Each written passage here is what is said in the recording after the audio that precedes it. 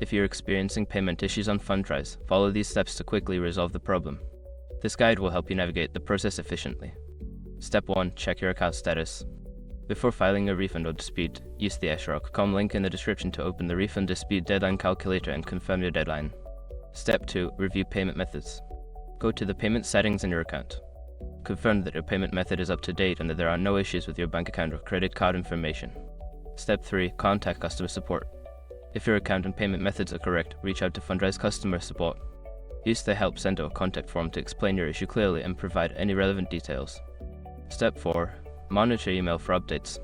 After contacting support, keep an eye on your email for responses.